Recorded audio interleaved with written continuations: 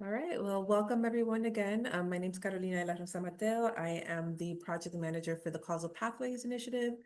Thank you for being here today. This is one of our coffee breaks, which we do a few times a year as an opportunity to share impactful evaluations, results, initiatives going on around causal pathways, around ideally a cup of coffee. So if you have coffee or tea or water, whatever your drink of choice, feel free to get it and get settled as we go into our presentation today.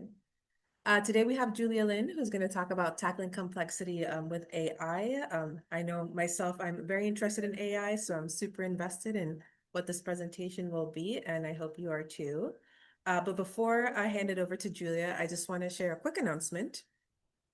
We have some trainings coming up on causal pathways.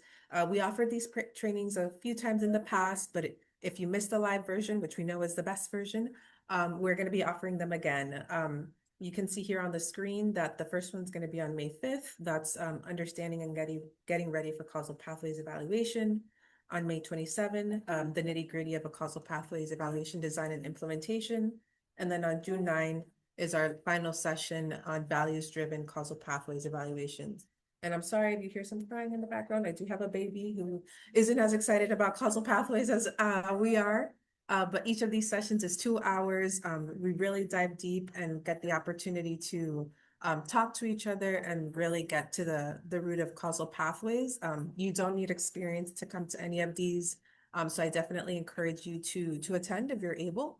And the recordings will be available online afterwards for you to refer to as needed. And I will post a link in the chats to get registered shortly, and they are free to those attending. And if you have questions, I'll put my email in the chat as well. But with that, I will hand it over to Julia to dive into the presentation. Thank you. Great. Thank you, Carolina. Welcome, everyone. Looks like we have a good group, a lot of familiar faces and some new ones as well. I am going to be talking about a study that got completed about 6 months ago. Papua Futong and I worked on this systems analysis using causal pathways with an AI augment. And what I'm going to focus on today is really a lot about a little bit on the origin, a lot about the study design, really digging into what a causal pathways focused and very systems focused analysis looks like. Going to go a little weedy at times, even down into some of the coding details, because we keep hearing people get hung up on how do you do the work from a causal perspective when you're in the weeds of your data, but also a zoom out. I'm going to do a little bit with the study findings and talk about what can you learn when you are able to look at things through a causal lens, not just a description of how change happened.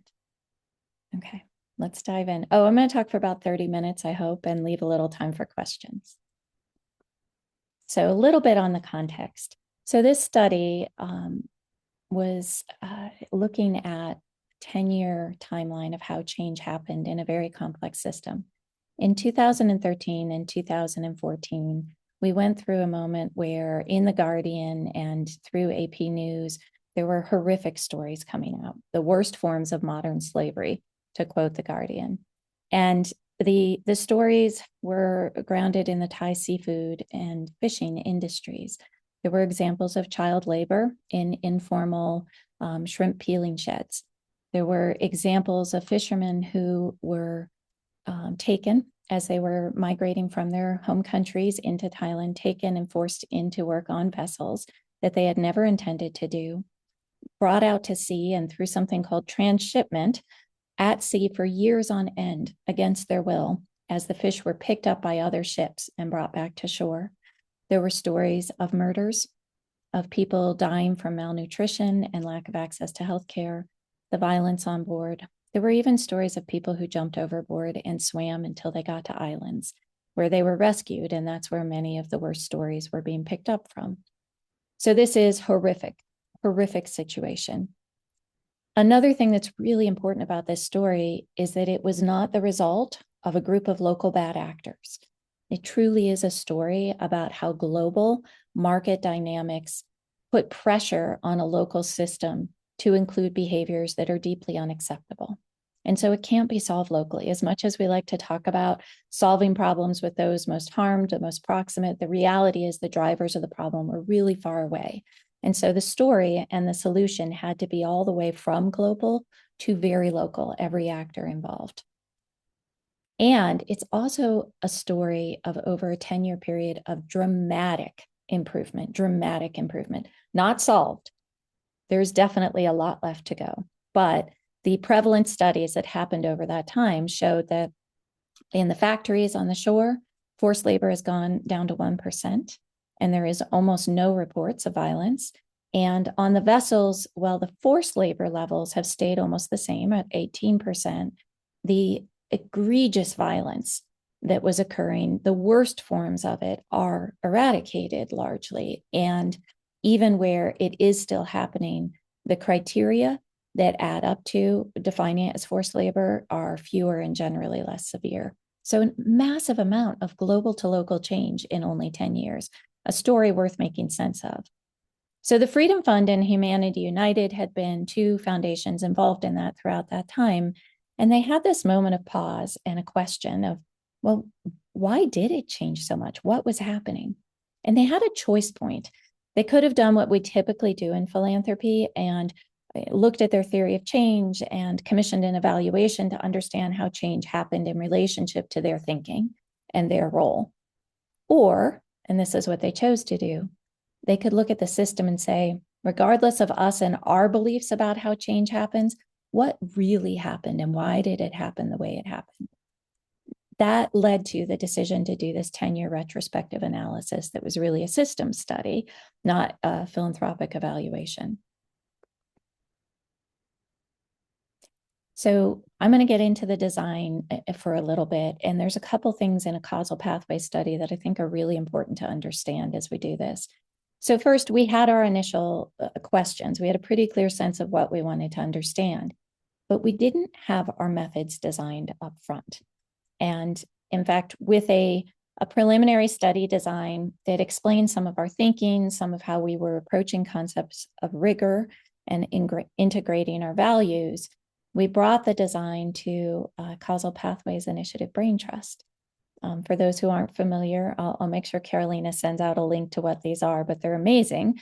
On the receiving end, as the researcher who had a study design, it was really intimidating to have a couple brilliant colleagues who know causal pathways work inside and out, look at that design and spend a couple hours giving advice and grappling with how to do it. And one of the things that came up was a 10-year story, global to local, is massive. It is so complex. There's so many moving parts that somehow it has to get simplified. One suggestion that came up was maybe just do points in time, identify key points in time and see how they look different. Another one was do really deep dives into important parts of the story. And I'm going to talk a little bit about why we only partially took some of that advice, although we took a ton of methodological advice from the team. And it has to do with the opportunity that AI brought into the work. So we did do one piece of the deep dive. We decided that we wanted to pay deeper attention to Thai civil society. I'm going to call them CSOs for the rest of the presentation.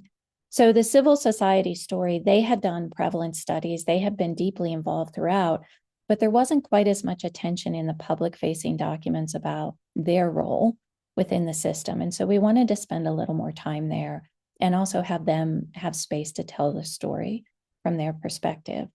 But we didn't want to lose the complexity of the overall story. And in fact, in looking at the literature that had already been done, there was a ton of documentation of this system. It wasn't the deep dives on specific parts that were missing. It was that the story hadn't been told across 10 years, hadn't been told across different sectors and different parts of the issue. And it was the weaving together of that was the missing piece that would really help us understand how change happened. So we had to deal with it from a complexity standpoint. So the way we did that, phase one of the study, this was designed upfront, coming out of that brain trust. Really simple amount of interviews, 5 interviews, 1 per sector, complemented by looking at some documents that were kind of core ones that often would come up when people talked about the work and coding those, a very traditional qualitative analysis approach, and then using AI across many dozens of additional major documents in order to find specifically events, things that showed up regularly that were by default referenced. There was no debate about them. They were just showing up over and over. And we identified 48 specific things over the course of the 10 years, points in time where a key private sector actor, a Walmart or a Mars Petco, did something. Points in time where a government actor and the EU or the Thai government took a particular action, or points in time where civil society, INGOs, or worker organizing happened. And these served as our non-contested pieces of the story. They were simply everywhere. People from all sectors were talking about them. And once we had those, we had to decide, what are we going to do to flesh out the rest of this story and understand why change happened the way it did? We made a decision at that point, only after we had that initial storyline kind of established of what was our methodological approach going to be. And we chose to do causal mapping overlaid with a historical analysis lens. So causal mapping with a timeline and with some tools that show up a lot in historical analysis. And of course, a descriptive analysis, and then that deep dive. So I want to emphasize something for those newer to causal pathways work. It is not uncommon that you are designing the study iteratively, including the methods. We thought before we came into this that we would probably be using process tracing, that there would be some major moments that we wanted to back out of. And process tracing is a great way to do that. But there weren't. There were 48 of them. You can't do 48 process tracings. And they weren't clustered in some obvious way where you could group a bunch together and figure out how those interacted, because they were so interrelated with each other. And so a causal map approach allowed us to honor that complexity and not simplify it. Phase 2, we begin doing this causal mapping, an iterative process with the historical analysis. So some was continuing to collect documents and do coding of them. More interesting, we spent time with 5 different stakeholder groups in sense-making sessions where they received those 48 things up on a wall or virtually for 2 of the sessions. And they had an opportunity to examine them, to unpack and understand how change was happening, to be able to literally draw the causal lines and explain them, add things, remove things, change them up. And we did it by sector. So we had, because we did a deep dive with Thai civil society, we spent 2 days with them. They did that work and some other work. We did another with the international NGOs.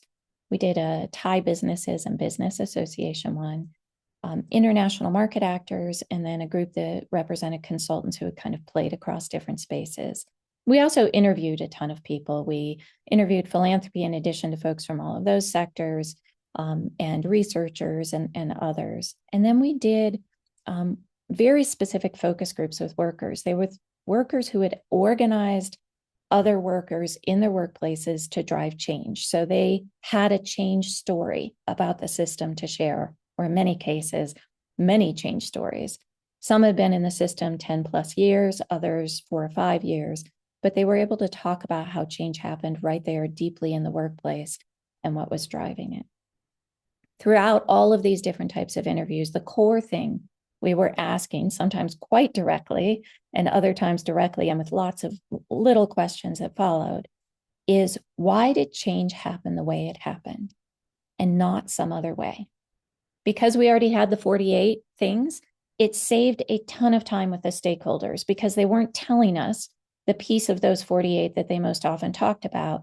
They went right into why on those, and they told us some things that just weren't showing up elsewhere, some of their nitty-gritty understanding of how the system functioned and why. This is just a quick visual to get a sense of some of these conversations and the amount that was added. The green stickies are the ones we started with, and this is about halfway through one of the conversations with all of the additional information. And this is just 2 of the 10 years represented here. Still in phase 2, we kept going. We were steadily coding the data using a combination of descriptive and causal codes. And we also returned to that phase 1 database of all of those different started to pull in the less frequently mentioned ones. And after we had been doing all of this, we ended up with over 300 more causes, events or patterns or things that were happening in the system, and over 300 more causal relationships. And this process we were doing resulted in contested causal relationships. And so we did a last round of interviews with folks who represented all those sectors, and particularly the CSOs, where we grappled with the contested information, and we used that to kind of refine our understanding of the analysis. And I will answer questions at the end. Thank you, Amelia, for offering one up front. I used Kumu for the causal mapping in order to help with the timeline component of it. Before I show you a little bit about that, I want to talk about this notion of evidence, strength of evidence. So the strength of evidence rubric here was designed to make sure that we leaned into, as we told the overall story, the evidence that came from multiple sectors that really had a good reason to think differently about how change happened. So the global brands, the Walmarts and the Petcos and others like that, all the way down to the workers and the CSOs, the Thai brands and the business associations, treating these as distinct sectors that allowed us to look at comparisons and how they were thinking about the problem. So in order to be a level 5 in the analysis, not only did it have to come from multiple sectors, but at least one data point had to be from a discussion group. So it had been unpacked and explored in dialogue. To be a level 4, it had to be different perspectives that were unlikely to hold similar biases. To be a level 3, it still had to be multiple sources, but they might be 2 different reports that international NGOs wrote, or a conversation, an interview with a Thai CSO and a report from a Thai CSO. And then level 2 evidence was just one piece of evidence. It was, solid, it explained it well, it was causal, but it was just from one source. We use the results of these differently. If it was a level 5, it was in the analysis, and if conflicting evidence existed that was at a lower level, it was really written in a way that made it clear that the level 5 was the kind of more consensus level story across multiple perspectives, but didn't ignore level 3 and 4 ways of thinking about it. That showed up too. If it was level 2, it only showed up if it helped to further explain something that multiple sources of data held kind of centered in how they talked about causality. This is a quick visual snapshot of some of that causal map. It could be sorted and organized by time, by strength of evidence, by sector, by some of the thematic processes that began to become visible as we were analyzing.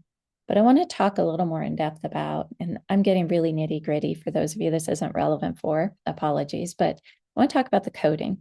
I've heard quite a bit from folks that this notion of coding causally can be difficult. So let's give a concrete example.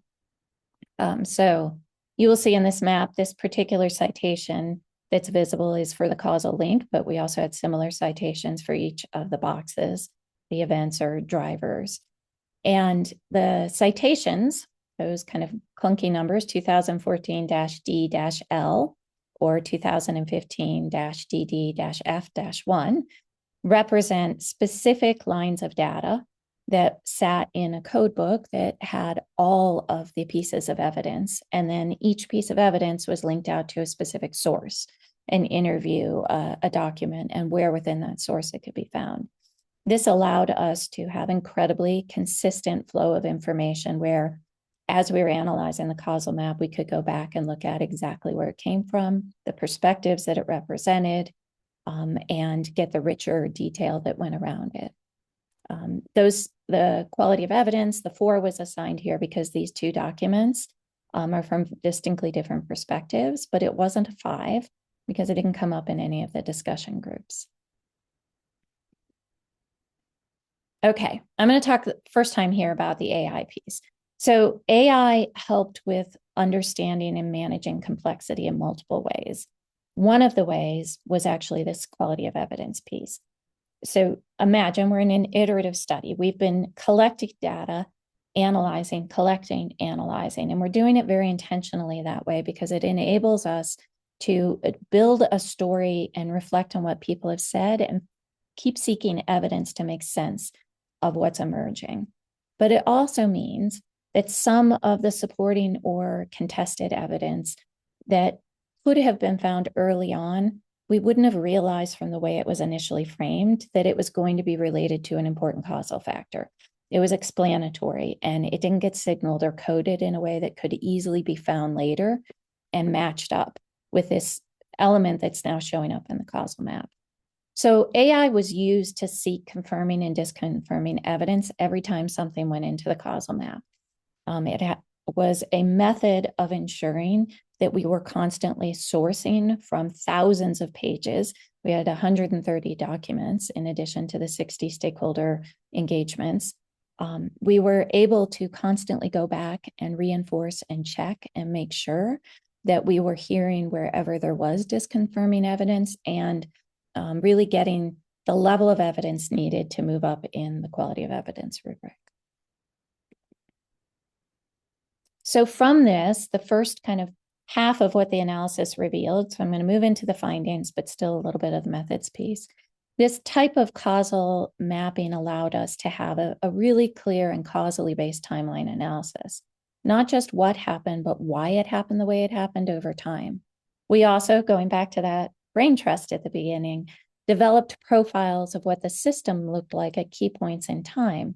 And actually, these profiles have been one of the things that funders involved have found really helpful because they let them think about how their actions and way of engaging needed to look meaningfully different because the system was really fundamentally different at each of these points in time. And because there was good documentation of prevalence across most of these time periods, we're able to tie how the system is changing to how the problem is changing and the extent to which we're seeing meaningful change for workers throughout that timeline. So the timeline is great. It isn't quite enough to really make sense of how does change happen in the system, why did it happen, and what might happen in the future. And so we were also able to really look at the underlying kind of patterns that existed. One set was processes that they ebbed and flowed over time, but they were a core set of processes that were clearly how change was happening. The second was a set of conditions. These were really stable, very continuous, and they were driving how change happened over time as well. So this visual, which is from the report and explained in way more detail there, talks about the processes and then the conditions. And I'm just going to highlight a few. There's a ton going on here, and I don't want to take too much time on this, but a couple interesting things. There was a short period of time where really bold, really dramatic action was possible because of non-democratic processes. There were a set of large businesses in Thailand and globally that acted very quickly with a profit and market-based imperative, and those bold actions really mattered in the system. There had also been a coup in Thailand, and the military government was seeking legitimacy and acted very quickly on human rights issues in a variety of ways, but particularly on this issue, which was transformative, not because they solved the problem, but because they set into motion and began to build out legal infrastructure that really the rest of the story depended on. There were also some things that were very unexpected in the findings. And well, some of those came out from the analysis that we would have done regardless. Some of them were the result of how AI engaged at this stage. So I talked with you before about the idea that AI could find data that would have been really hard for us to find. But the other use of AI had to do with how our brains as humans, as analysts, manage complexity. So we anchor on information that we have received as the person in the room with all of these different conversations and interviews. It was really hard for us to not hear something and hear it again and again from people and hold it to be true. So one part of how we anchored was the perceptions in the system as being by default, when we hear them enough, true. Another part is it's really hard to hear what's not being said and see where that is part of the story. And then a third part is we simply can't hold on to complexity. After a certain number of themes and patterns emerge, our brains have kind of settled in, and it's hard to see when something new is emerging because of the sheer volume of different patterns that were occurring within the system. And so we used AI to challenge our thinking and to surface new patterns. Not a single pattern that the AI surfaced was taken at face value. Every single thing that came from AI was deeply investigated, but it signaled things existed that we missed in our thinking. So I'm going to show you two of these that were really powerful and disruptive. The first is there was an invisible condition for change.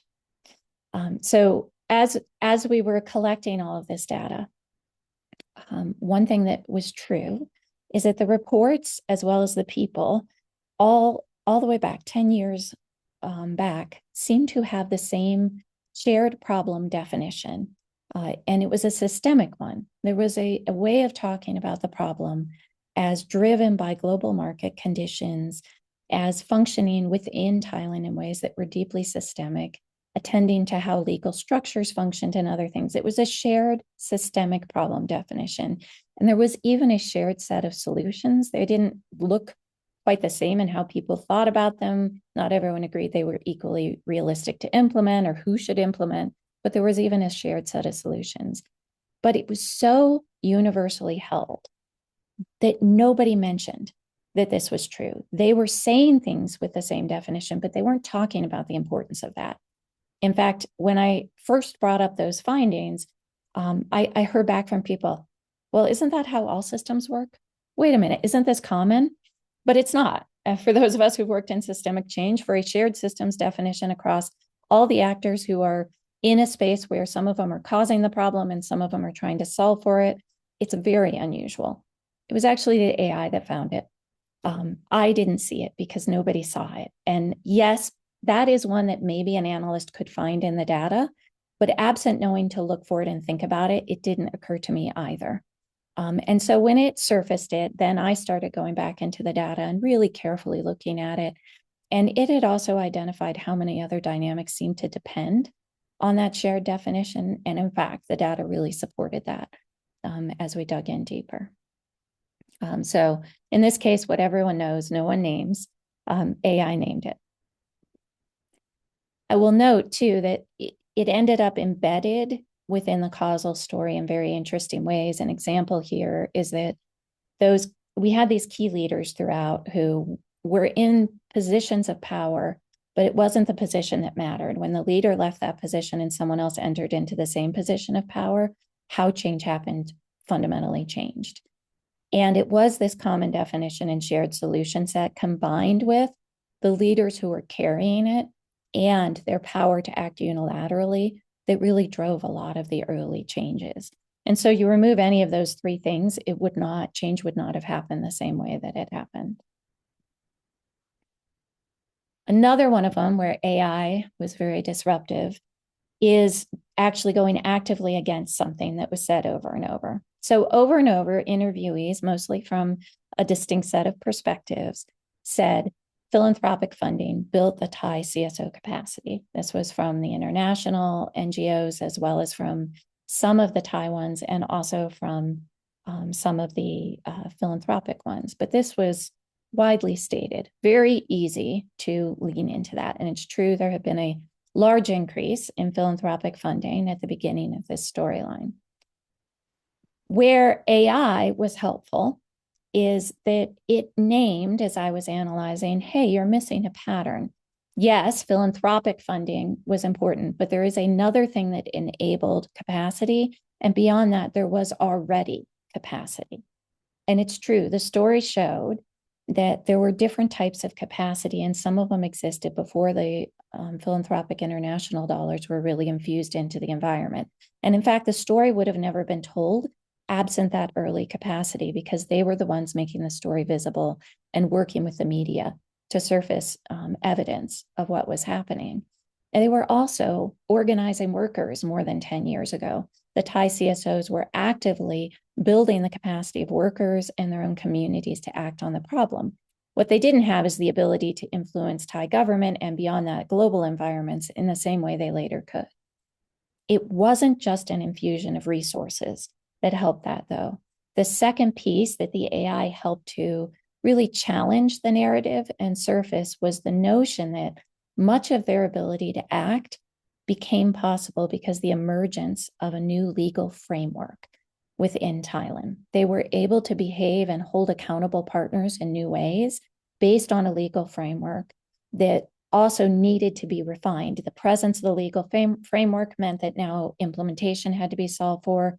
The Thai government needed help with implementation. Businesses needed help with implementation. And they were also able to do legal advocacy in ways previously just not equally possible. And so this really shifted the results from a rather funder-centric story to a much more nuanced understanding of why change happened the way it happened. Okay, just a little bit more, and then I'm going to give us a couple minutes for questions. So we did learn some really interesting things about the role of philanthropy. There were all different ways that philanthropy was engaging throughout, and this isn't just the two funders who commissioned it, and really operating as catalysts at these critical moments in time. The funders who commissioned it, though, we learned something very interesting about the dual role they had shown up in. One was, yes, folks knew I was coming in with those two funders back in the study. And so I had to take a bit with a grain of salt when they praised the funders. But there was a particular and incredibly consistent description across many different stakeholders of how a specific person showed up. And ultimately, that description matched something we call in the systems change space of a systems convener. This isn't someone who brings people together at a table. This is actually someone who facilitates in many different ways collaboration and learning across individuals who don't really have a reason to be in learning together, across sectors, across points of view. They're deeply embedded in this system. This is someone who is on the ground and connected at all different levels. And it's also, and this came across very clear in the data, someone who sits in mutual trust and shared accountability with those who hold the power to change the system. So that's really different than our narrative right now in philanthropy of sitting in trust with our grantees. Yes, absolutely, no question, these two funders sat in trusted relationships with their grantees, but it was actually also critical that they stood in trusted relationships, and this one person in particular, with stakeholders throughout the system from global all the way to local. It also enabled something else, the catalytic moments where it was absolutely clear in the evidence that the funding led to a change that was important in the system were very nitty gritty and specific things. Even a 2019 research report that was commissioned that you would not have known to commission and do these incredibly specific actions without having this more embedded and trusted role. Okay, couple key takeaways. This is what I want you guys to take away, along with things that were important to me. One, really notice causal pathways works brilliantly if you allow space to design iteratively. If you are commissioning a causal pathway study, please leave room for the initial design to change over time. If you are doing the study, budget in a way that allows you to shift things up, not that is kind of rigid and you have to stick to the plan. The sense making deeply depended on the people in the system being part of it. Those sense making groups, those follow-up interviews to look at contested stories are incredibly critical. You have to code for causality. You can't just code for the presence of something, but also the relationships. And then AI's ability to go past what we could do ourselves as analysts was amazing. And so really thoughtfully and with very specific training and really good quality, using AI to push thinking was really powerful here. That doesn't mean that its findings stood on their own, but they offered us additional ways to look at the data that we would have missed. And then from the results, I really want to emphasize the importance of what happened here. We got to study the system, not a funder's theory of change, and we learned things we wouldn't have learned if we hadn't done it that way, things that are actionable and useful to the funders. And the things like funding systems change moments, not just actors, was really critical. Another one, capacity being not just something that exists within an organization, but capacity is the context the organization is operating within, in this case, legal context, was a really important, I think, fairly actionable finding for those of us who are involved in systemic change work and working on the ground. I want to emphasize, I've been saying this all over the place, we need to find ourselves in the system story, not finding the system in our story. Humanity United and Freedom Fund found themselves in this story. and they got really good evaluative style feedback on their impact, even though the story we told was mostly not the story that they necessarily saw themselves in. Okay. I see a couple of questions, of course, related to the AI piece. That's not surprising. Please continue to put your questions in chat, and I'll see if I can cover a few before we wrap up. I do a lot with AI to augment human capability. And one thing to be aware of is the AI that I used a year and a half ago is not the same as what exists today. So I will tell you the AIs I used. I would not do the same ones today. ChatGPT was used specifically to source those upfront events with a protocol that forced it to work quite iteratively because it would miss information otherwise. Notebook LM, and all of these at higher level accounts with greater privacy restrictions and working with the clients so they knew exactly the platforms and we had agreed on what was safe and appropriate, and disclosing to every single participant that their data would go into AI and how it would be protected. Everything was upfront disclosed that AI was part of it. We did use Notebook LM for some of that, confirming and disconfirming evidence sourcing and pattern finding. These days, I would still use Notebook LM, but I would use Claude instead of ChatGPT. And some of what I did in Notebook LM, I would do in Claude instead. Other questions?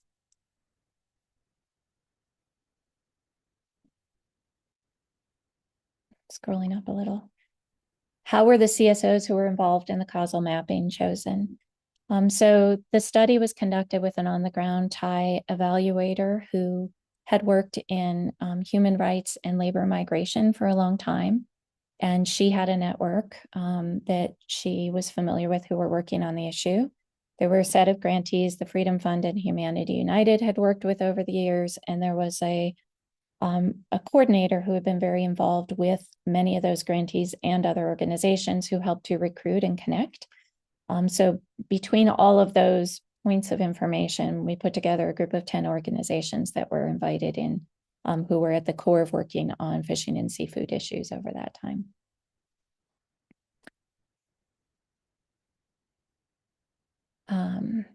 I'm scrolling through some of the questions. The iterative methodology design. So when we started the study, process tracing had been thrown out there as a likely causal methodology to use, given that initial thinking that there were distinct moments of change in the system. But after we did the first analysis and we had those 48 events and we had a sense of patterns that might be happening over time, the analysis team combined with a team that represented Humanity United and Freedom Fund sat down and grappled with many different ways to move forward. We actually brought in a series of short kind of profiles of what different possible studies would look like. And as a team, we assessed what we would get out of them. Were they actually pieces of the system we needed to know? We looked at a bunch of deep dive options. And once we had figured out that we really needed a comprehensive and far more complex storyline, as the methods person on the study, I looked at a range of different causal methods and came to the conclusion that a causal map with a historical analysis overlay was really the only way not to have to simplify. It is a methodology that, if we think about it, we use causal maps at the beginning of understanding a system that really is very capable of handling the complexity and the interconnectedness. And so it was chosen to be a match for the story that coming out of phase one, we had collectively agreed needed to be told.